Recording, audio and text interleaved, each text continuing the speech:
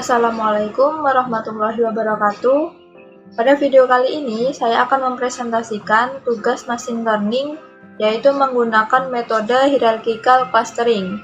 Nah, sebelum memulai presentasi, saya akan memperkenalkan diri terlebih dahulu. Perkenalkan, nama saya Niken Putri Widari, NIM 21143111017 dari Teknik Informatika kelas pagi. Baik, langsung saja kita mulai. Pertama, kita perlu mengimport beberapa library terlebih dahulu. Library yang pertama yaitu ada library Pandas. Ini digunakan untuk membaca file CSV kita, kemudian agar dapat menampilkan tabel dataset kita. Selanjutnya ada library NumPy, yaitu untuk mengolah data berbentuk array agar bisa dikomputasikan. Kemudian ada library Matplotlib, digunakan untuk membuat berbagai jenis plot. Kemudian ada library Seaborn, ini digunakan untuk melakukan plot berbentuk diagram batang. Kemudian ada beberapa fungsi yang perlu kita import juga. Ada fungsi silhouette-score, ini digunakan untuk mengukur kualitas cluster. Kemudian ada standard scaler, ini digunakan untuk menyeragamkan rentang nilai pada dataset kita.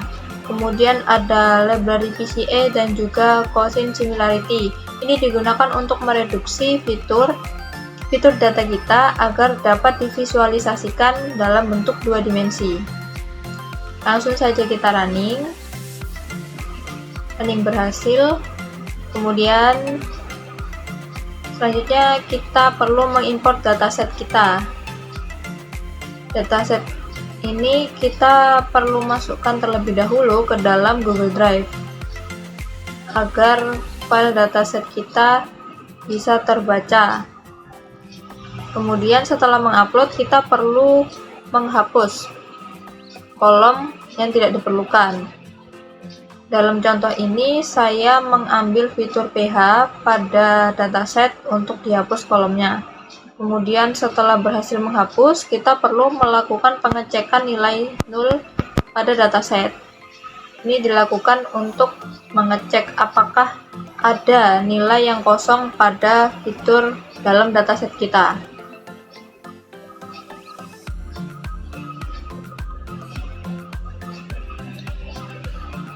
Nah, di sini sudah tertampil.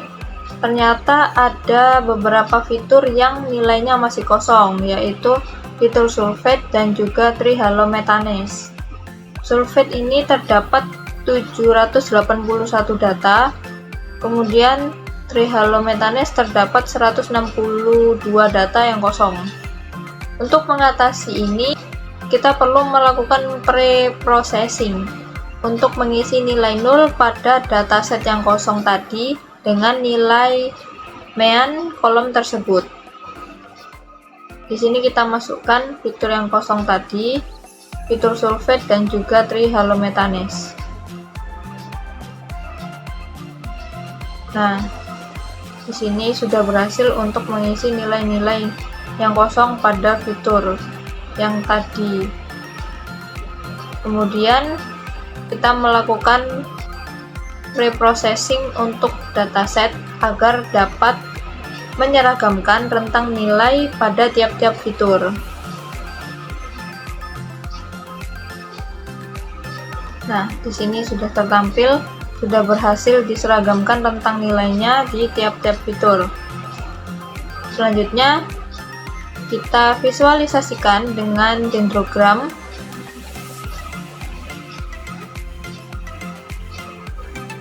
Di sini visualisasinya dipangkas dengan menggunakan fungsi truncate mode.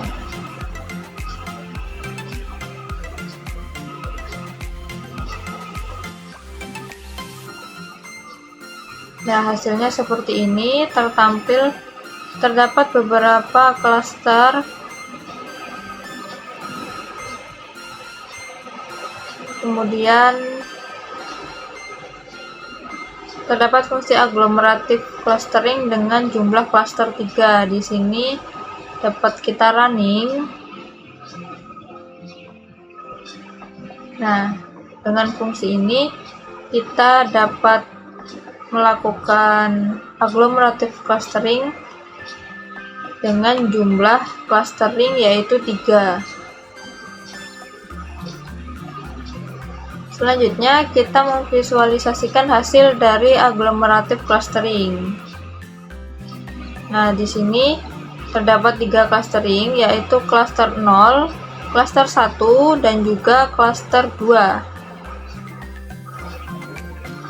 Tertampil sebanyak fitur pada dataset kita.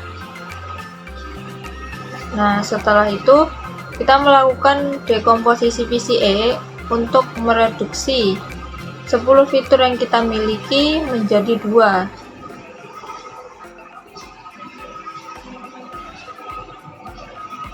Kemudian kita visualisasikan penyebaran agglomerative clustering.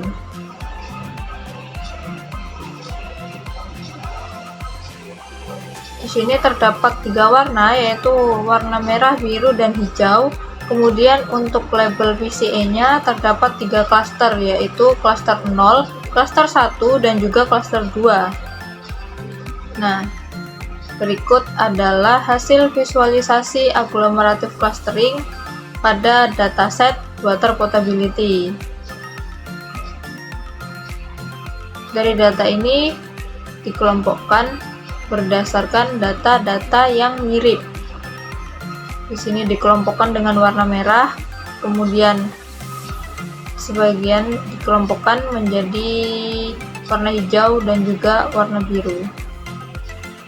Baik, itu saja presentasi yang dapat saya sampaikan. Kurang lebihnya saya mohon maaf.